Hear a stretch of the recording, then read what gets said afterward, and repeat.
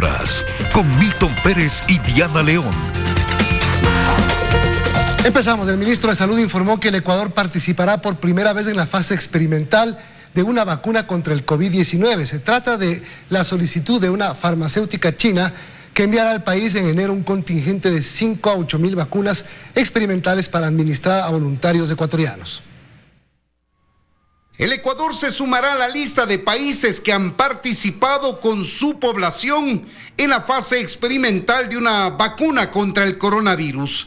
Es decir, se pondrá a disposición de los ecuatorianos que voluntariamente quieran probar una vacuna china que está en fase 3, es decir, en la comprobación de su eficacia. Para que una vacuna china, no la Sinovac, sea utilizada acá a nivel del país para voluntarios que quieran participar en la fase 3, y esto me parece a mí interesante, es voluntario el asunto. Estas vacunas no tienen nada que ver con el primer cargamento programado para enero también de las vacunas ya aprobadas y autorizadas de Pfizer-BioNTech, que van directo a la inmunización de los ecuatorianos de primera línea.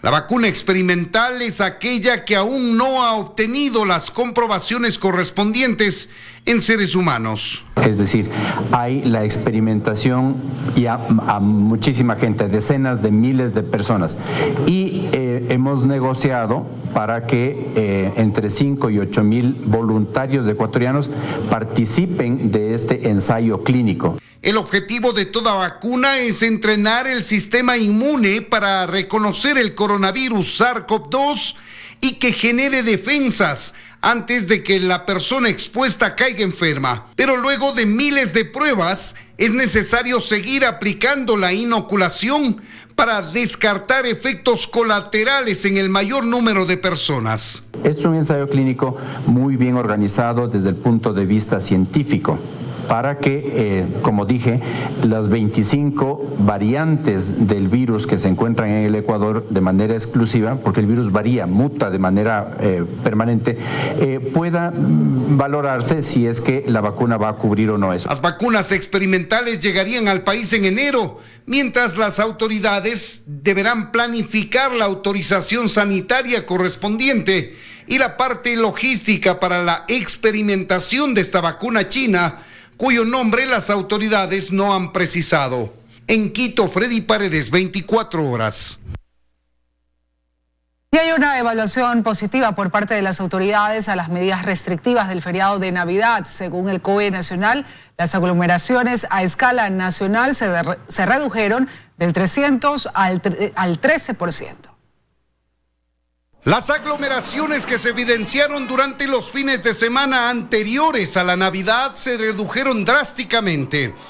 Y por la cantidad de personas que no usó el transporte interprovincial, con relación al número de personas que se movilizó en la Navidad anterior, las autoridades aseguran que las medidas de restricción adoptadas bajo el decreto de excepción fueron efectivas. Hemos evitado que se movilicen por el país 760.049 personas. Para nosotros la cena de Navidad era un alto potencial de riesgo y hemos conseguido el objetivo de que no hayamos tenido las reuniones sociales con familia ampliada, con amigos, con vecinos, con compañeros de trabajo, y eso a nivel nacional. El ministro de Salud dijo que el porcentaje de ocupación de camas UCI y de hospitalización en el país sigue alto, pero se mantiene estable.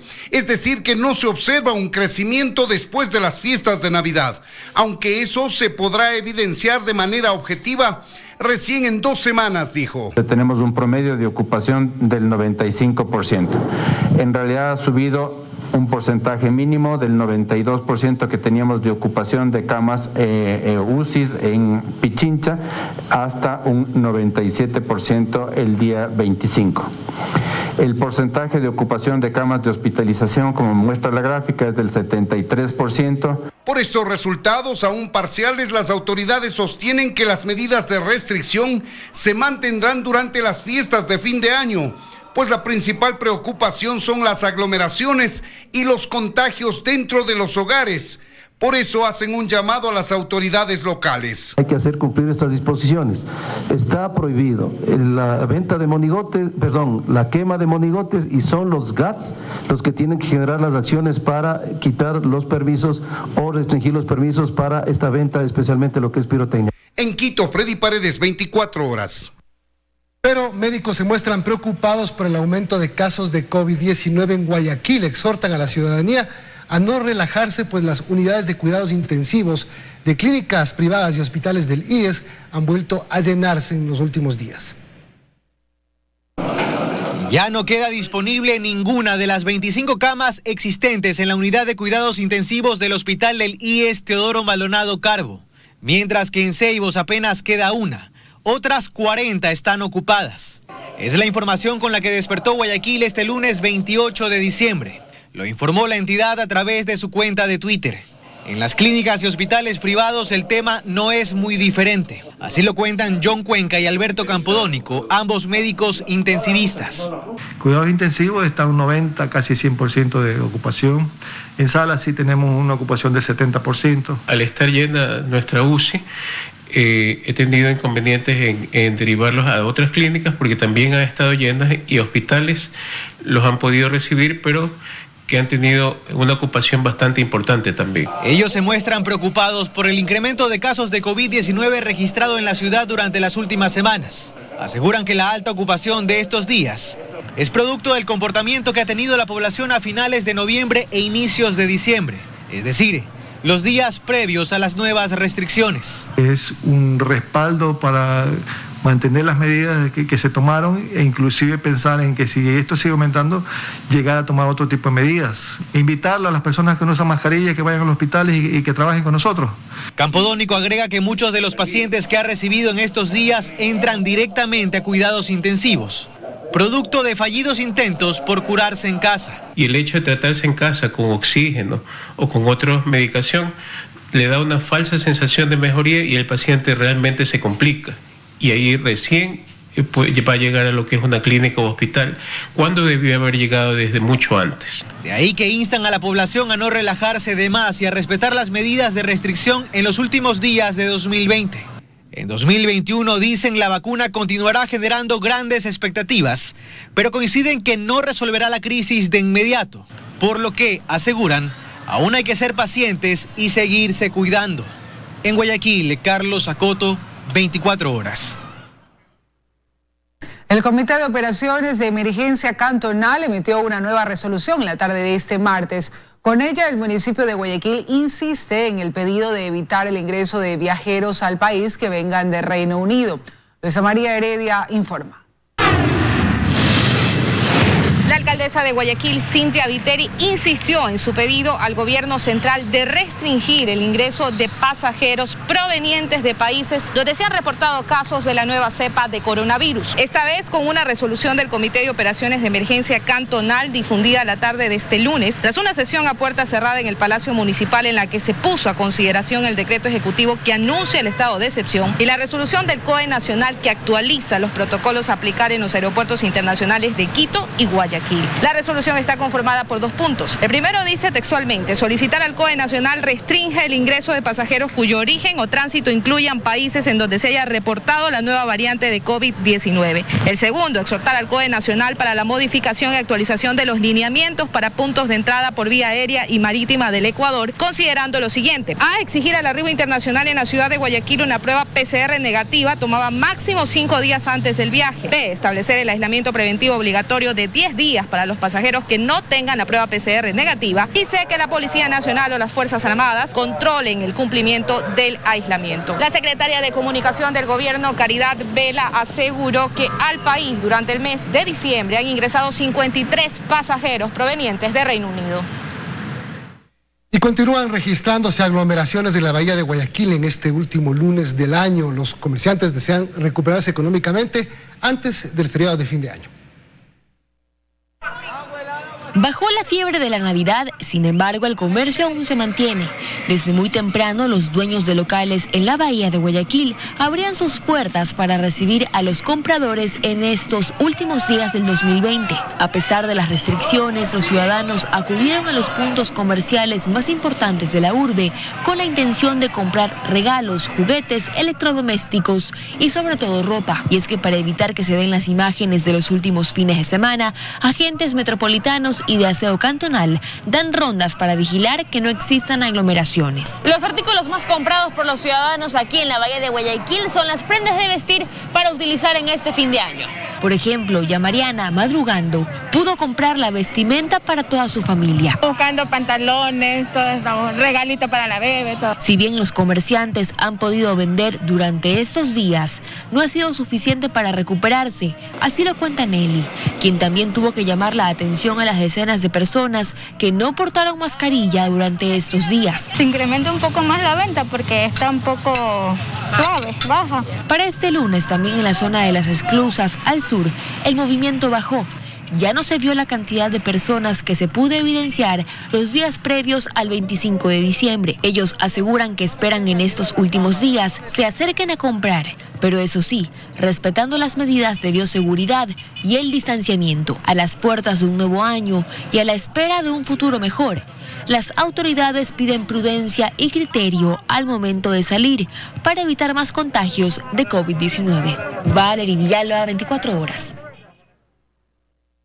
Y las medidas de bioseguridad se intensifican al interior del aeropuerto Mariscal Sucre de Quito, a más de la prueba PCR. De forma aleatoria se toma la prueba de antígenos a pasajeros de vuelos internacionales. Conocer las medidas de bioseguridad que exige el país a arribar se ha convertido en un requisito más para cruzar fronteras en medio de esta pandemia. Todo pasajero que ingresa al país a través de las terminales aéreas debe presentar el resultado negativo de una prueba PCR realizada máximo 10 días antes del viaje.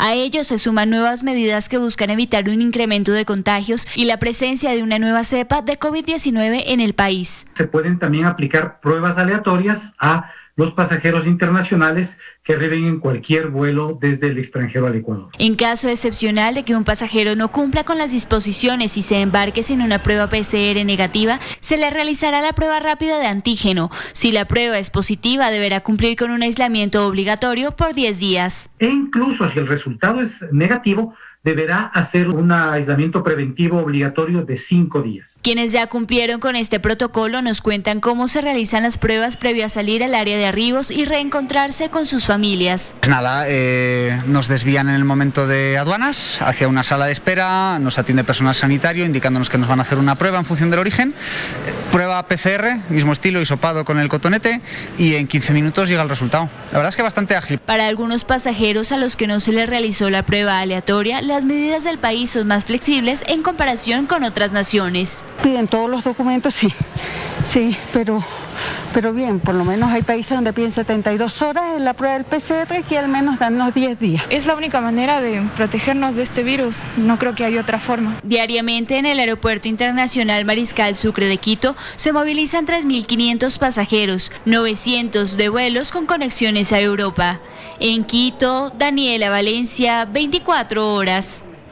El gobierno nacional informa que el documento que circuló esta tarde en redes sociales sobre una declaratoria de alerta naranja en el país por la situación del COVID-19 no tiene ninguna validez. Según las autoridades, se trata de un documento no oficial y reitera que las disposiciones expedidas por el COE nacional el pasado 21 de diciembre son las únicas vigentes a la fecha.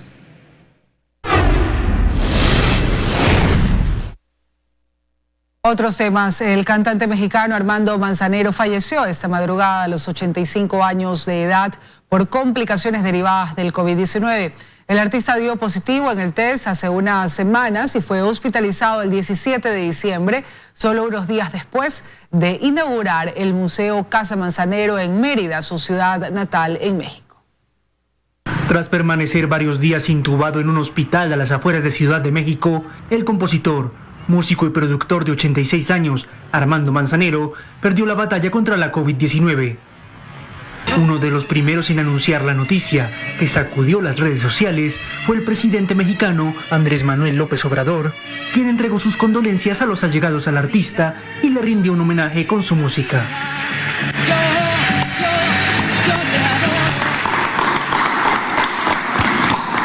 Manzanero fallece con la tristeza de no poder rendirle una despedida ni ningún tipo de acto funerario, según confirmó la Sociedad de Autores y Compositores de México. Esta misma invitó a los mexicanos a cantar la canción Esta tarde vi llover desde sus ventanas y balcones. No obstante, el gobierno del país informó que cuando la pandemia lo permita, se le realizará al cantante un gran homenaje en Bellas Artes, donde también se despidió a figuras como José José, Juan Gabriel o Chabela Vargas. La última aparición del artista se dio el pasado 11 de diciembre en su amada Mérida, cuando inauguró una casa-museo que lleva su apellido. Durante su carrera, Manzanero produjo más de 30 trabajos, vendió millones de discos y compuso más de 600 canciones que interpretaron artistas de todo el mundo.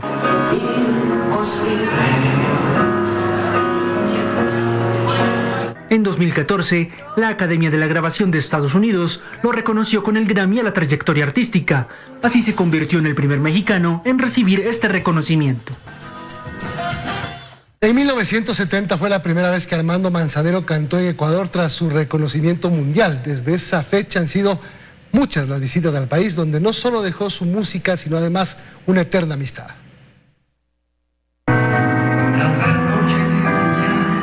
Quienes estuvieron ese jueves 13 de junio del 2019 en Quito, lo vivieron por última vez en Ecuador.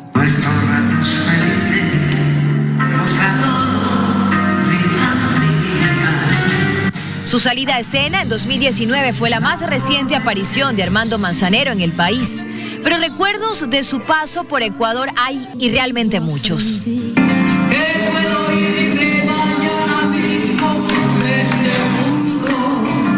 Y sin duda no hay nadie que recuerde mejor la primera vez de Armando Manzanero en Ecuador que ella, Patricia González, pues lo vivió con 27 años. Estoy muy triste porque realmente Armando para mí fue como un hermano.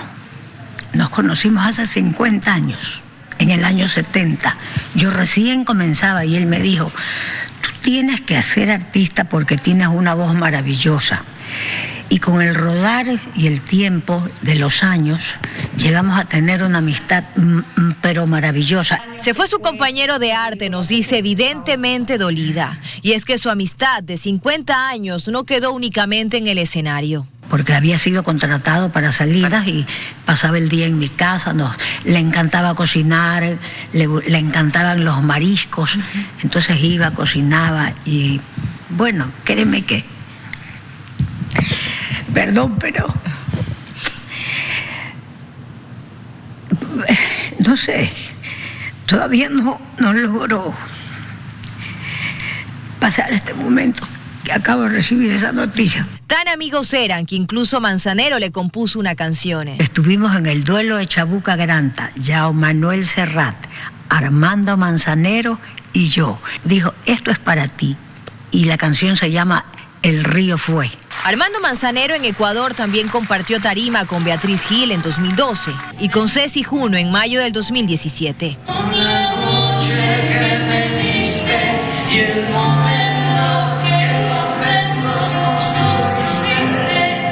Para mí ha sido una de las experiencias que más me han marcado en toda mi vida. Realmente fue una noche muy mágica. El amigo, compositor de muchos y artista de todos, de 85 años, dijo en octubre pasado que planes de retirarse no tenía, pues componer para él era como respirar. Pero Armando Manzanero se queda, pues es una voz de amor para todos los días, para siempre. Dayana Monroy, 24 horas. Seguimos, amigos. José Luis Zambrano, más conocido como Rasquiña, jefe de la banda de Los Choneros, fue asesinado en el interior de un centro comercial en la ciudad de Manta, provincia de Manabí. El ciudadano estaba comiendo con su familia cuando un sujeto le disparó. Zambrano fue trasladado a una clínica, pero ya había fallecido. Confundiéndose entre los clientes de un local de comidas al interior de un centro comercial de Manta, el victimario logró cumplir con su encargo, matar a Jorge Luis Zambrano González. conocido con el alias Rasquiña y como el líder de la banda de los choneros. Bastó acercarse a su víctima para dispararlo y que sus acompañantes salgan ilesos. El sicario huyó de inmediato, pero quedó registrado en las cámaras de seguridad del establecimiento comercial. Como siempre ocurre, los curiosos fueron testigos de este hecho violento. La policía acordonó el área para recabar indicios que logren identificar al victimario. Hasta el momento, este sujeto es el único que aparece en las cámaras de seguridad. Rasquiña fue trasladado hasta un hospital de la localidad manabita ante la desesperación de sus familiares. Pero los médicos solo confirmaron su deceso. Al momento, unidades especiales de la policía ejecutan operativos en toda la ciudad, sin que aún se haya informado la detención de algún sospechoso.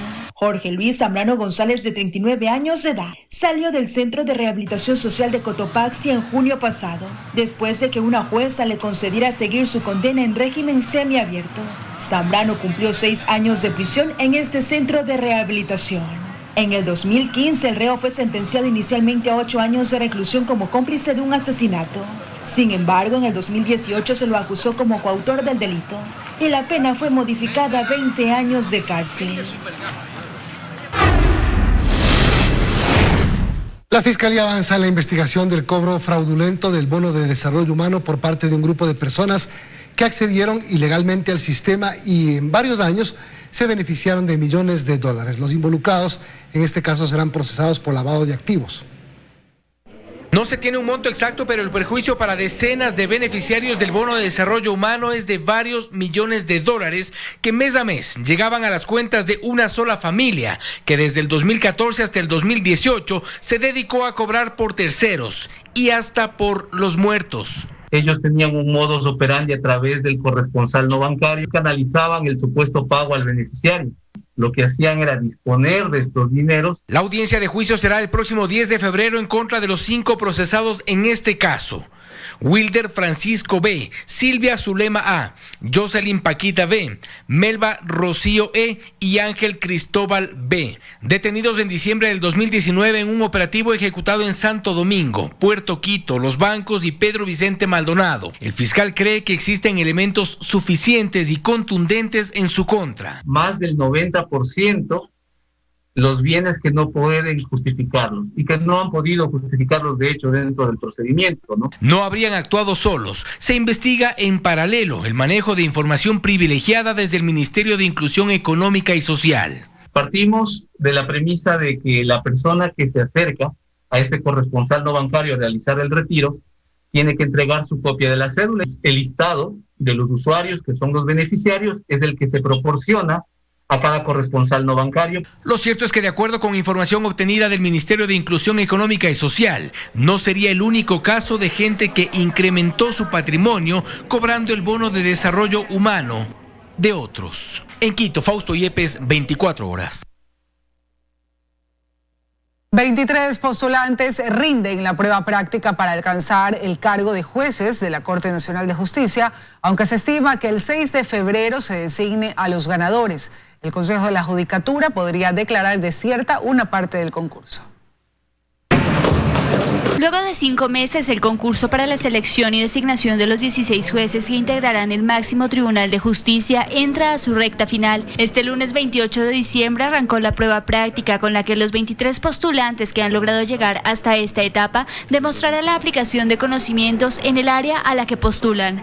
Más allá de las voces que desde ciertos sectores políticos o gremiales quieren empañar este concurso, nuestro compromiso constitucional, garantizar que solo las y los mejores profesionales del país se integren a la más alta instancia de justicia del Ecuador. Cada postulante deberá analizar y exponer 2 casos prácticos por 1 hora. El puntaje es sobre 40 puntos. Con ello podrán completar el mínimo de 80 puntos para aspirar al cargo. El día de hoy, sin duda alguna, deben triunfar los mejores postulantes por el bien del país.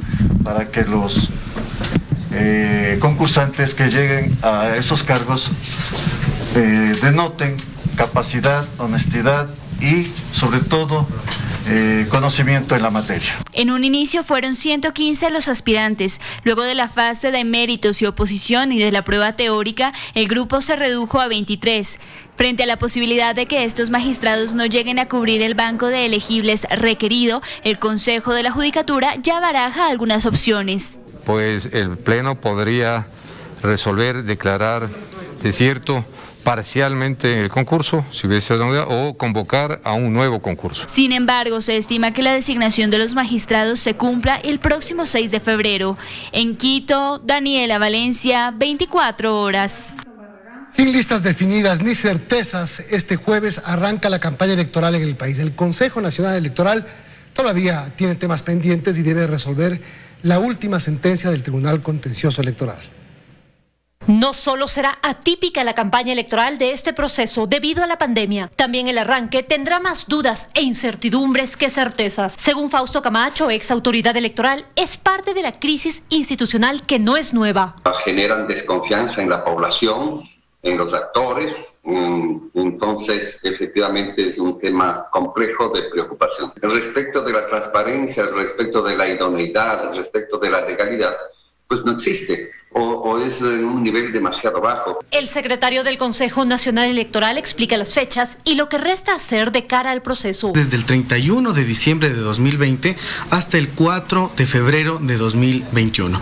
En ese mismo contexto es en caso de primera vuelta, en caso de una segunda vuelta están determinadas las fechas desde el 16 de marzo del 2021 hasta el 8 de abril del 2021. Este es el tiempo en el que las organizaciones políticas dan a conocer su plan de trabajo. De manera igualitaria y equitativa se garantiza el derecho a que las organizaciones políticas y obviamente los candidatos puedan presentar las propuestas programáticas. Y en cuanto a la entrega del Fondo de Promoción Electoral, cada lista calificada recibirá el binomio $301.175, cada una de las listas al Parlamento andino $9.411 y cada lista de asambleístas nacionales $282.352. Y aunque todavía resta por definir las candidaturas en firme debido a que el CNE tiene que resolver la sentencia del Tribunal Contencioso Electoral, las listas deben ser cerradas para que las papeletas puedan imprimirse, máximo hasta el 7 de enero. En firme, los binomios presidenciales en un número de 16.